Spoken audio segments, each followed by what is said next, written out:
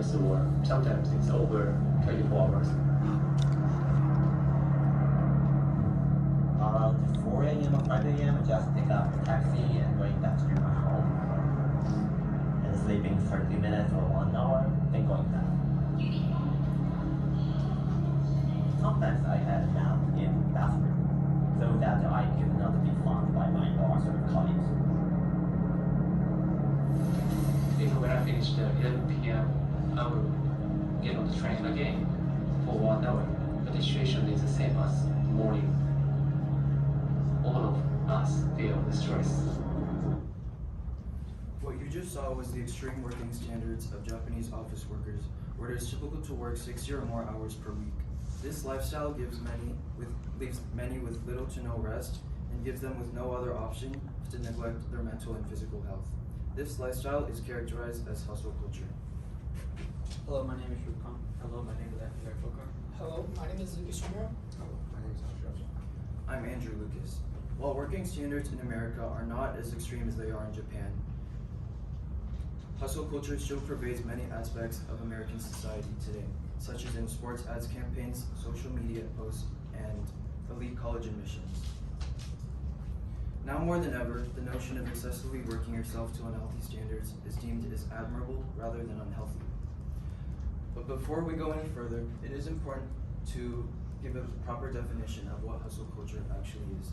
According to the International Conference of Business, Economics, and Entrepreneurship, hustle culture is generally defined as a neologism for workaholism, associated with excessive dedication to one's work to exclude every other aspect of one's life to create an unhealthy work-life balance.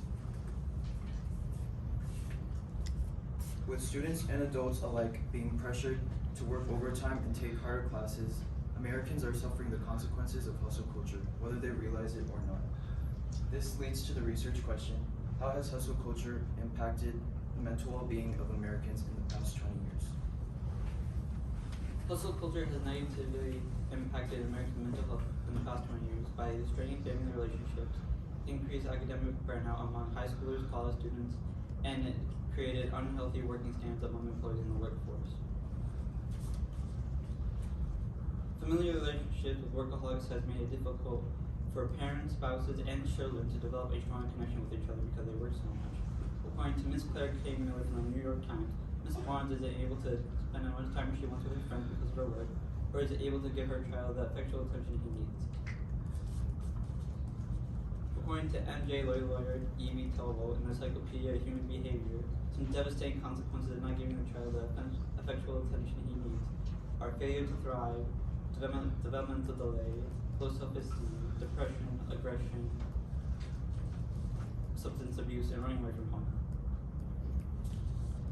As seen from this chart from Clockify, workaholic couples have a 40% increase in divorce rate, 60% struggle to manage their work/family commitments, and 14.28% have prolonged problems managing their family commitments.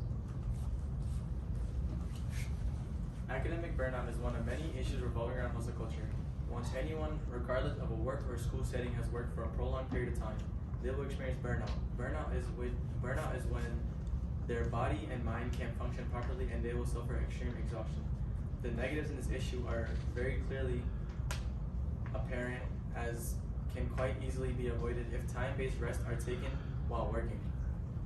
Here is the impact of hustle culture reflected onto education in America, which has led to students in our education system to push themselves above the healthy limit of work they can handle, thus causing their mental health to decrease in exchange for reaching our society's goal of success. Which this quote from Jennifer Doherty from Assumption University, where she received her bachelor's in psychology, says students may perceive pressure in participating in activities they do not want to take part in. As we can see from this graph, students were asked, from whom do you feel most pressure from? And 86% of students answered that they feel most pressure from their parents, and the other 14% of students answered that they feel the most pressure from their peers and their parents.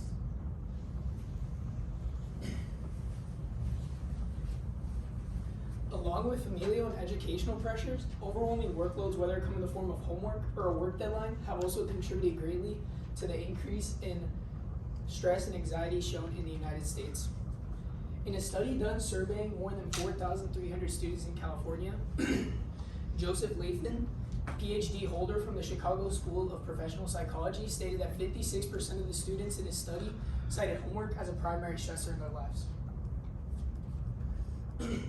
Taylor M. Jackson, PhD candidate and sociologist at FSU, is a prime example of the results found in Lathan's studies, stating that I was ill-prepared to be surrounded by other students who were willingly pulling all-nighters and filling their free time with constant networking or service responsibilities.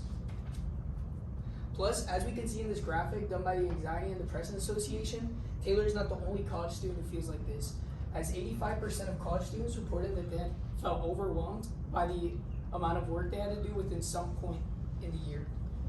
And 41.6% stated anxiety as a top presenting concern among college students. Some unhealthy standards that the United States workforce has adopted over the last 20 years consists of unhealthy competitiveness, shame for not matching peers' achievements, and the glorification of overworking, disregarding all the negative implications that it can have on their health.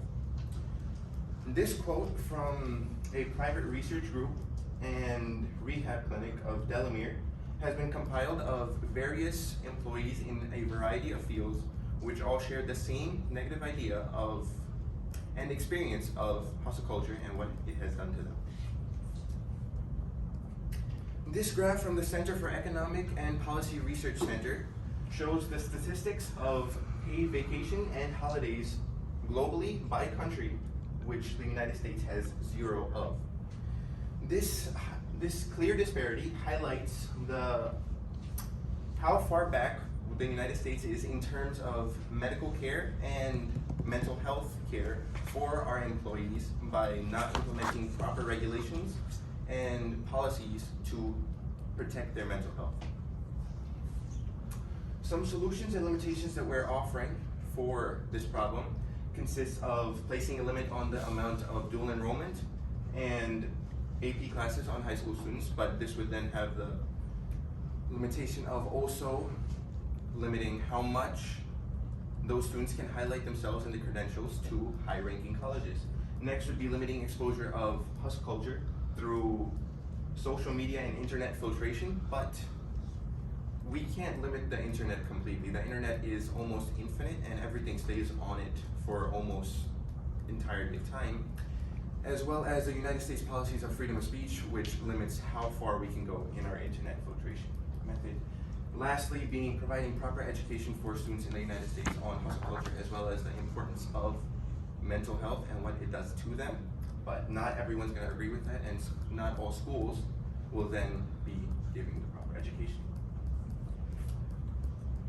So we're excited. Thank you. And are there any questions?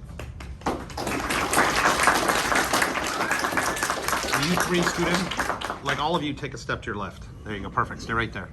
I think we start on that side, so we're going to start on this side. Oh, wait. I went from the bottom. No, I'm not doing that one. Not doing that one. Here we go. All right. If you had another team member, what perspective or limitation could they have reached that would have made a useful contribution to your project?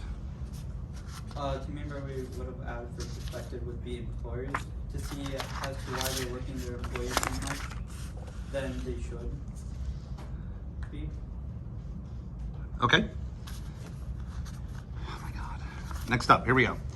What's an example of a compelling argument from one of your peers' individual reports that you decided to exclude from your team presentation, and then why did you exclude it? So Ashir had an argument basically about Amazon and how they overwork their employees and how they get little to no breaks, and his perspectives around the workforce. But we decided to exclude that because that was just one specific company, and with our presentation we were trying to inform more about how overworking affects the general population rather than just one specific company. All right. Next up, reflecting on your colleagues' work, which one had the greatest impact on your overall understanding of the problem that you guys identified? Ahmed had the greatest impact on my understanding of the problem that we identified, as his IRR and perspective was of high school students and their interactions with hustle culture, which we can relate to the most, as we're also high school students and we face the same problems that he was discussing. Okay. Next one. What is a way in which your team's resolution makes you think differently about your own individual work, the work you did? So our resolution was that hustle culture is, for the most part, negatively impacting the lives and mental health of many Americans. And what I researched is that while hustle culture for college students can have detrimental effects, it can also have positive effects, like it can give you better job outcomes in the future. So it made me reevaluate what I found in my individual research. Okay. Save the best for last. Describe an argument from one of your peers' individual reports that makes you think differently about your team's solution. Andrew's argument on college students having a lot of pressure makes me think differently about our team's resolution, because from my perspective, high school students, most high school students move on to college after their high school, and it really helps our resolution, because some of our resolution was about AP classes being taken by high school students and the pressure they're on, and the pressure gets more and more as they move on to college.